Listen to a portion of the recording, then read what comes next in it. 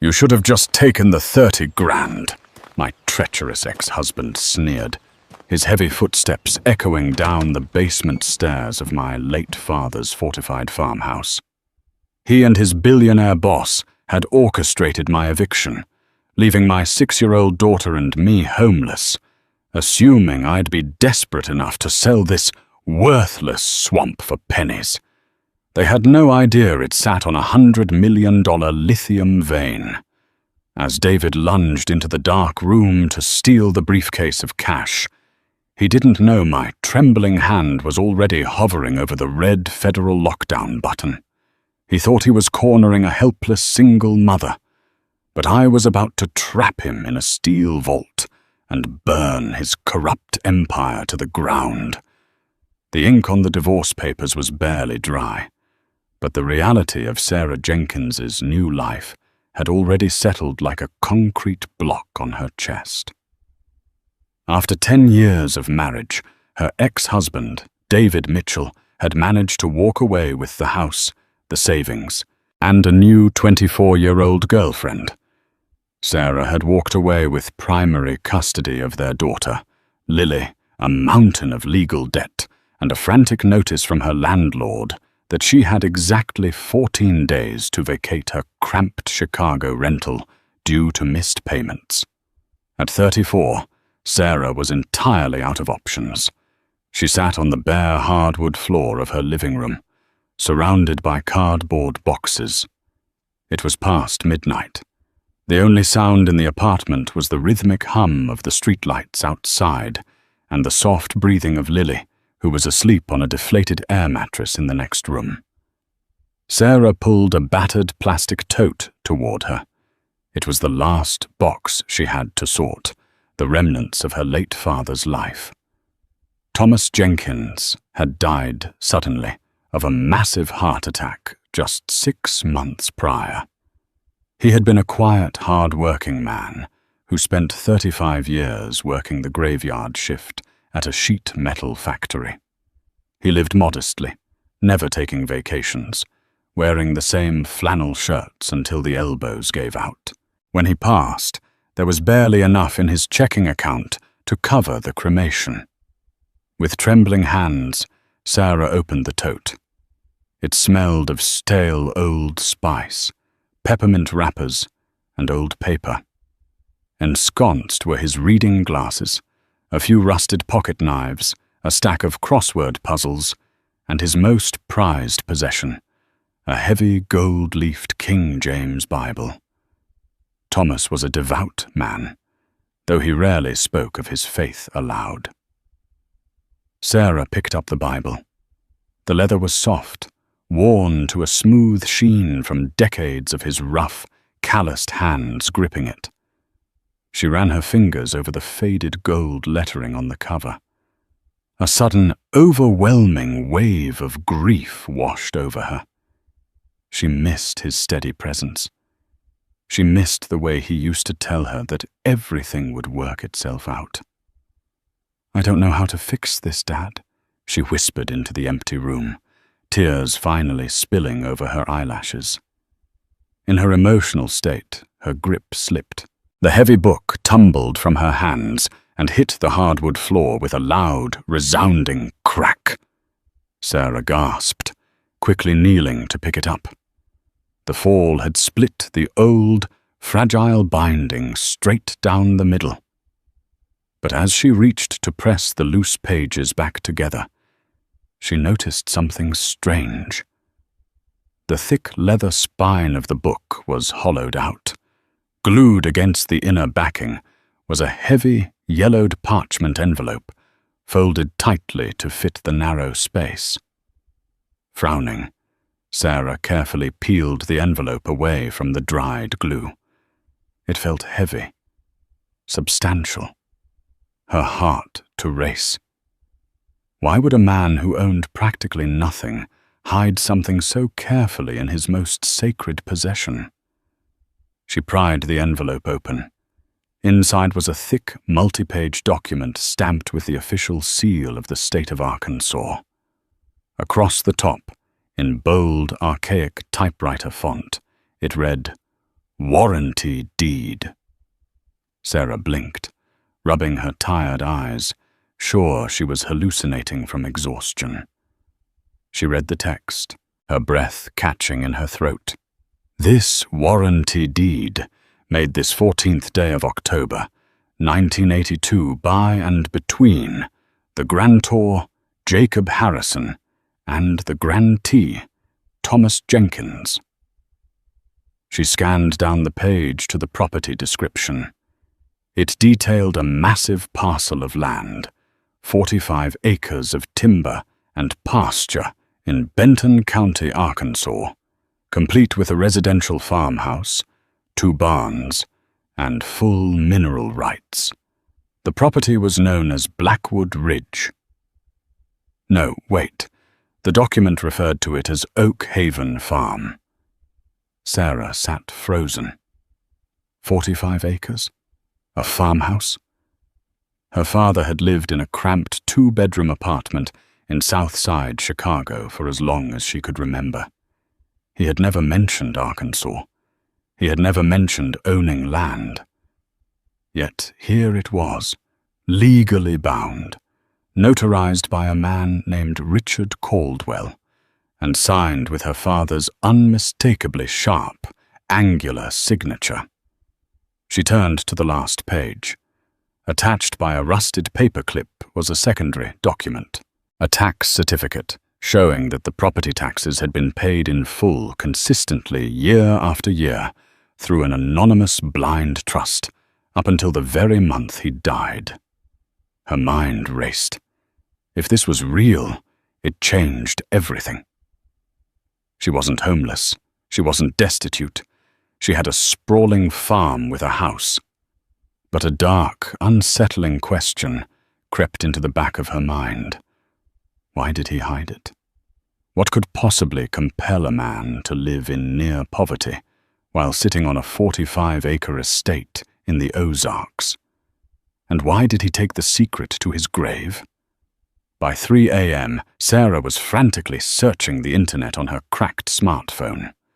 She typed in the parcel number from the deed. The county assessor's website confirmed it.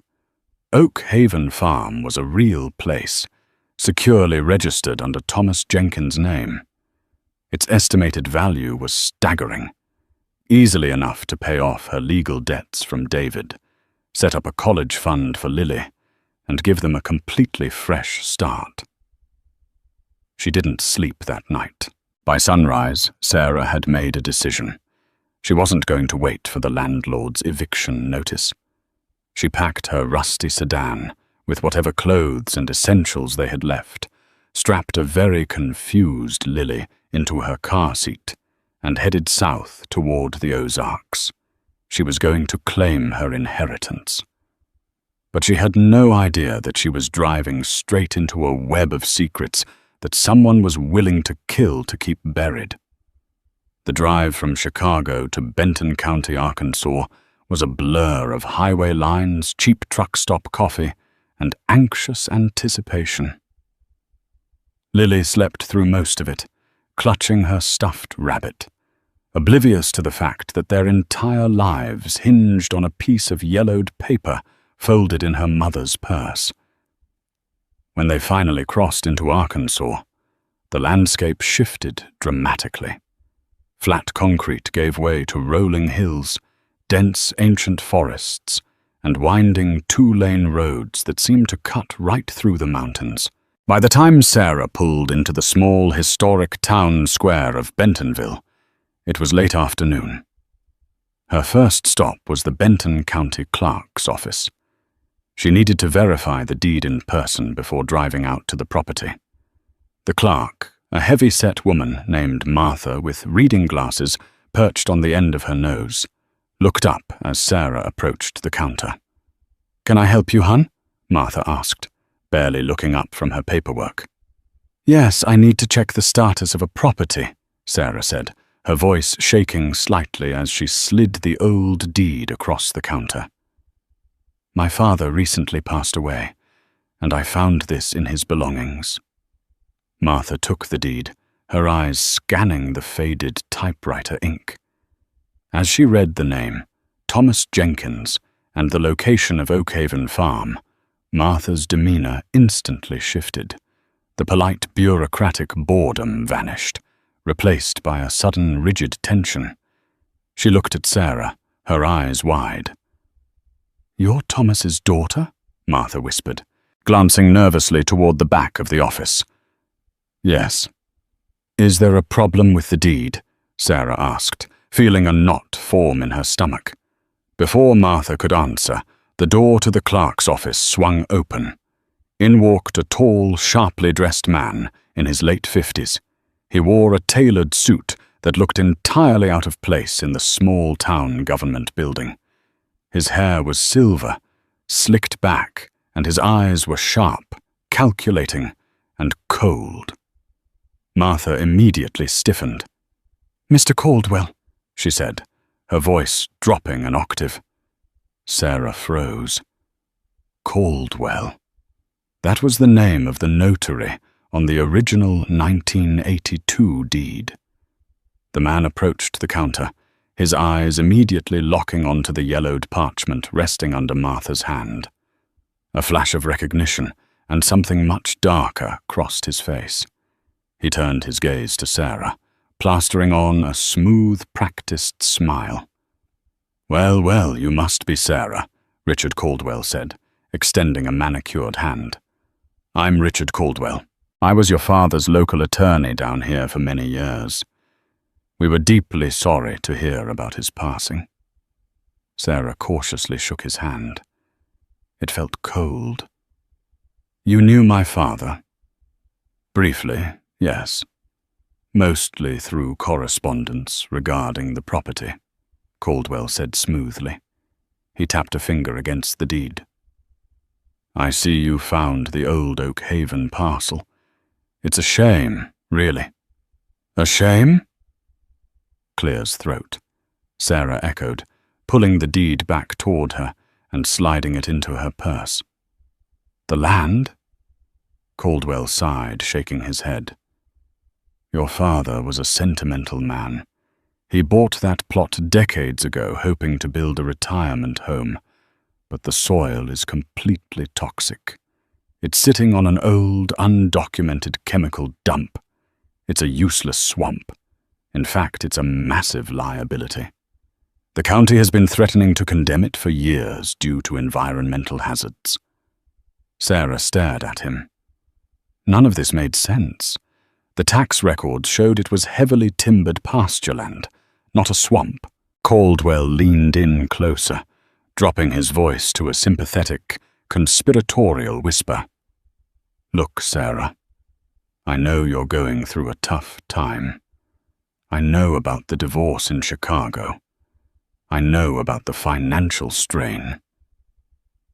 A chill ran down Sarah's spine. How did a small-town Arkansas lawyer know about her messy divorce in Chicago? "I'd like to help you out," Caldwell continued smoothly, reaching into his breast pocket and pulling out a checkbook. "I'm willing to take this burden off your hands right now. I'll write you a cashier's check for $30,000. Cash. You sign the deed over to my development firm, and you walk away free and clear to start a new life with your little girl. $30,000. For a fleeting second, the desperate, broke mother inside Sarah wanted to scream, "Yes!" It was enough to get an apartment, pay her lawyer, and breathe. But the instinct of a daughter who knew her father well stopped her. Thomas Jenkins was not a fool. He didn't pay taxes for 40 years on a toxic swamp.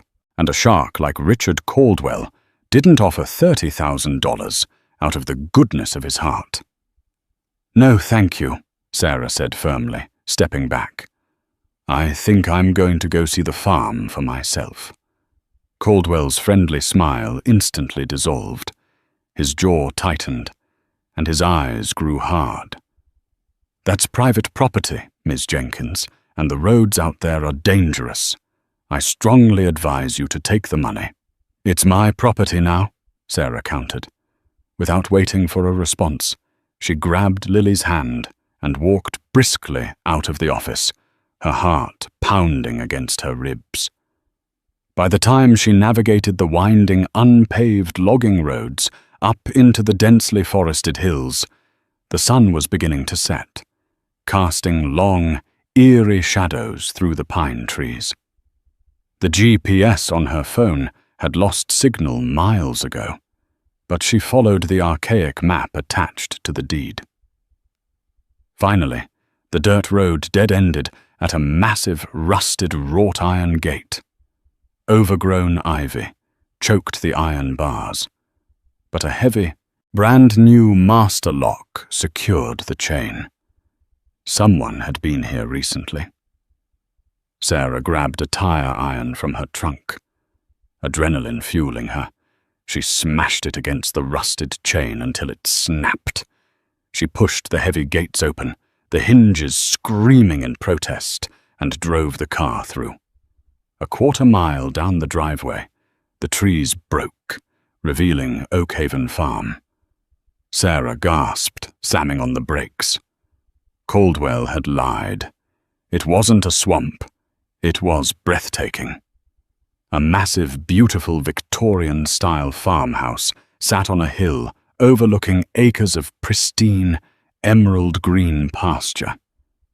But as she got out of the car, the beauty quickly gave way to a creeping sense of dread. The house was completely fortified.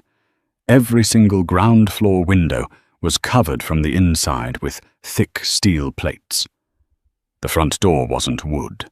It was heavy, reinforced steel, like something you'd see on a bank vault. Security cameras, modern, high-tech, and clearly active, were mounted under the eaves, their little red lights blinking steadily in the twilight. Why had a poor factory worker from Chicago owned a fortified compound in the middle of nowhere? Leaving Lily locked safely in the car, Sarah approached the heavy front porch. She noticed the keypad lock on the steel door. On a hunch, she typed in her own birthday. 0824888. The lock flashed green. A heavy bolt slid back with a loud clack. Sarah pushed the door open, stepping into the dark, silent house. The air inside was stale, but perfectly clean. No dust, no cobwebs. As she flipped a light switch, she realized the house was fully furnished. Leather couches, a massive stone fireplace, a modern kitchen. It looked like someone had just stepped out for groceries. But it was what she found in the hallway that made the blood drain from her face. The walls were covered in framed photographs, hundreds of them. Sarah walked slowly down the hall, staring in horror. They were pictures of her, pictures of Lily, pictures of her ex-husband, David, photos taken at the park in Chicago, photos outside Lily's elementary school, photos of Sarah walking into the grocery store. Some were clearly taken with a long-range telephoto lens. The date stamped on the bottom right corners went back years, right up until the week her father died. Her father hadn't just been living a double life. He had been having them watched or protecting them from something. At the end of the hallway, a heavy oak door stood slightly ajar. A faint, glowing blue light spilled out from underneath it. Sarah pushed the door open, revealing a sprawling basement staircase. She crept down the wooden steps, her heart hammering in her throat. The basement wasn't a storage space. It was a fully functional surveillance center. Banks of monitors covered the far wall, displaying live feeds from cameras hidden all over the property. And sitting on the metal desk in the center of the room was an open briefcase. Sarah walked over to it, her breath catching. The briefcase was packed with neatly banded stacks of $100 bills, hundreds of thousands of dollars, and resting right on top of the money was a single handwritten letter addressed to her. Sarah. The envelope read in her father's scroll, "If you are reading this, they finally found me. Do not trust the police. Do not trust David. Lock the doors." Before Sarah could even reach for the letter, the heavy steel front door upstairs slammed shut, and the sound of heavy footsteps began walking slowly across the living room floor, directly above her. The heavy rhythmic thud of boots on the hardwood floor above sent a spike of pure, unadulterated terror through Sarah's veins. Someone was inside the house. She stood frozen as the glow of the surveillance monitors, clutching the handwritten letter from her father. The basement was a dead end. There were no windows, no secondary exits visible in the dim light. Her mind instantly snapped to Lily, locked in the car outside. If whoever was upstairs looked out to the front window, they would see her. "Sarah, are you down here?" The voice echoing down the stairwell wasn't the gravelly drawl of Richard Caldwell. It was smooth, familiar, and dripping with a manufactured sweetness that made Sarah's stomach violently turn. It was David, her ex-husband. Sarah backed away from the desk, slipping into the shadows near the server racks. How was David here? He was supposed to be in Chicago with his new girlfriend. "Come on, Sarah." "I saw the sedan outside." David's voice called out again, closer this time. The top stair creaked under his weight. "Caldwell called me. He told me you were making things difficult. You should have just taken the 30 grand, babe. Now we have to do this the hard way." He was in on it. The realization hit her like a physical blow. The messy divorce, the sudden financial ruin, his aggressive push to take the house. It wasn't just a mid-life crisis. It was a calculated move to force her into a desperate corner, hoping she would sell her father's worthless estate the moment she inherited it. With trembling fingers, Sarah tore open her father's letter. She had to know what she was defending. She held it up to the blue light of the monitors. The truth was laid out in her father's erratic handwriting. "Sarah, if you are reading this, I am already gone. For 30 years, I wasn't just a sheet metal worker. I was a forensic auditor for a shell corporation tied to Richard Caldwell. They were poisoning the local groundwater to mine lithium illegally, and they were stealing millions from blue-collar pension funds to cover it up. Oakhaven Farm sits directly on top of the only clean aquifer left in the county, and underneath it is a lithium vein worth hundreds of millions. Caldwell needs this land to legitimize his empire. I bought it through a blind trust to stop him." Below the letter was a small silver USB drive and a printed ledger. "I know you're down there," David sneered, his footsteps now halfway down the wooden stairs. The beam of a heavy flashlight cut through the darkness, sweeping across the concrete floor. "Caldwell is on his way with his security team. They aren't going to ask nicely, Sarah. Give me the deed, and I'll make sure they let you and Lily walk away." Sarah's blood boiled. The sheer audacity of the man she had loved for a decade, standing there offering her life in exchange for stolen millions, overrode her fear. She looked at the surveillance control panel. Among the glowing buttons was a massive red switch encased in clear plastic. Above it, a label read "Emergency Lockdown / Federal Dispatch." Her father hadn't just built a bunker. He had built a trap. David stepped off the bottom stair, his flashlight sweeping toward the desk. He saw the open briefcase, the stacks of $100 bills. A greedy, triumphant laugh escaped his lips. Well, well, old Thomas really was sitting on a gold mine. As David lunged forward to grab the cash, Sarah slammed her fist down on the red button. Instantly, the basement was bathed in a blinding, strobing red light. A deafening klaxon alarm shattered the silence. Before David could even react, a heavy, solid steel door slammed down from the ceiling at the top of the stairs, sealing the basement off from the rest of the house with an echoing boom. David spun around, panic flashing across his face. "Sarah, what did you do?"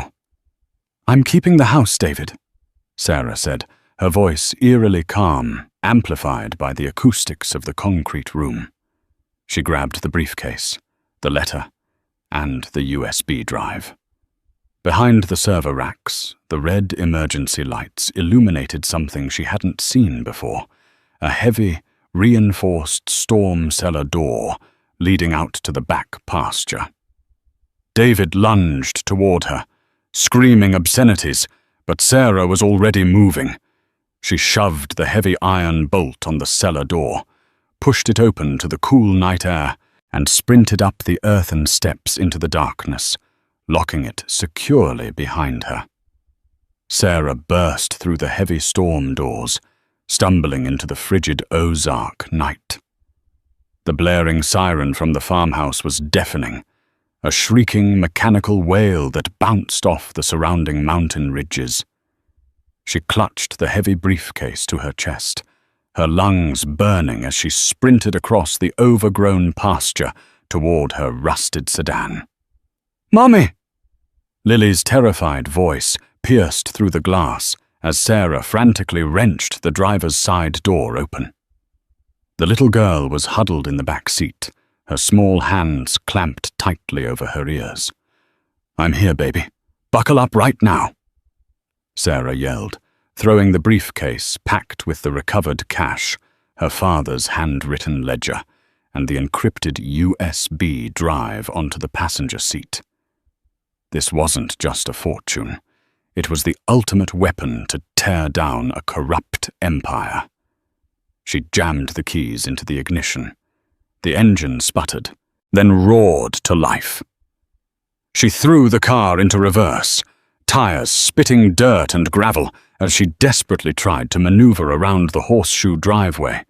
But she was exactly 10 seconds too late. Twin beams of high-intensity headlights suddenly cut through the tree line. Two matte black SUVs barreled through the iron gates, skidding to a halt and completely blocking the narrow dirt exit. The heavy doors flew open. 4 men in tactical security gear stepped out, followed immediately by the sharply dressed figure of Richard Caldwell. Even in the absolute chaos of the blaring siren, Caldwell's posture radiated a dangerous, arrogant calm.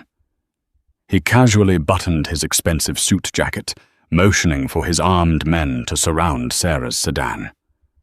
Sarah slammed her hand down on the locks, her fingers trembling violently as they hovered over the gear shift. There was nowhere to drive. She was boxed in. Caldwell walked slowly toward her driver's side window, a smug, victorious smile creeping across his face as he prepared to claim his prize. But before he could even raise his knuckle to tap on her glass, the sky above Oakhaven Farm completely exploded. A blinding, high-wattage spotlight snapped on from the darkness above, pinning Caldwell and his men in a massive circle of brilliant white light. The rhythmic, percussive thwack, thwack, thwack of heavy helicopter rotors suddenly descended, whipping the pasture grass into a violent frenzy and completely drowning out the farmhouse siren. Sarah shielded her eyes, peering up through the dusty windshield. Emblazoned in stark, bold letters on the side of the dark chopper was a single acronym: Clear's Throat, FBI. Her father hadn't just installed a local panic alarm to scare off intruders. He had hardwired a dead man's distress beacon directly to the federal task force he had been secretly aiding for years. Before Caldwell's security team could even process the helicopter above them, 3 heavily armored federal transport vehicles roared up the driveway, tearing through the pristine grass and aggressively flanking the SUVs. Dozens of federal agents swarmed the lawn, weapons drawn, their tactical lights cutting through the kicked-up dust.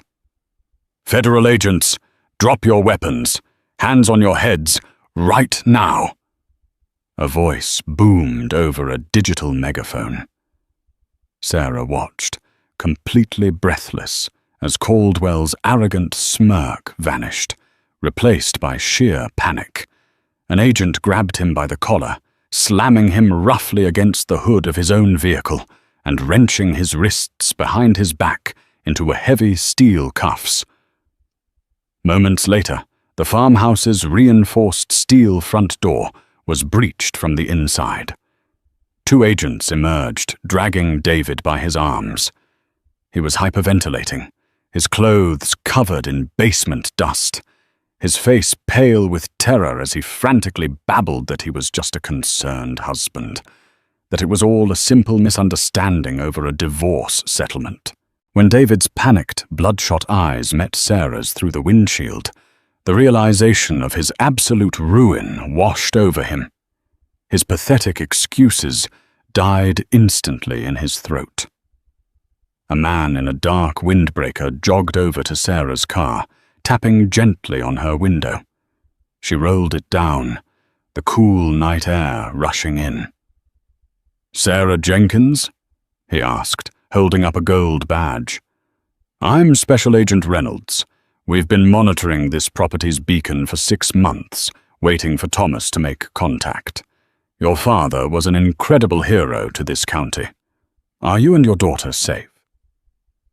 Sarah looked down at the briefcase, the undeniable proof of her father's profound love and sacrifice, and then at her daughter in the rearview mirror.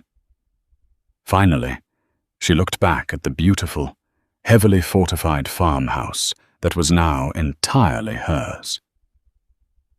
"Yes," Sarah breathed, a fierce, unbreakable smile finally forming on her lips. "We are now."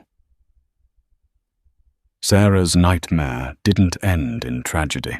It ended with a massive inheritance, a beautiful farm, and the deeply satisfying justice of watching her corrupt ex-husband lose everything.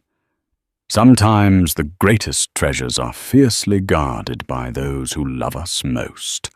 If you were hooked by this incredible story of betrayal, survival, and ultimate revenge, hit that like button. Clears throat. Share this video with someone who loves a brilliant plot twist, and don't forget to subscribe for more unbelievable hidden treasure dramas.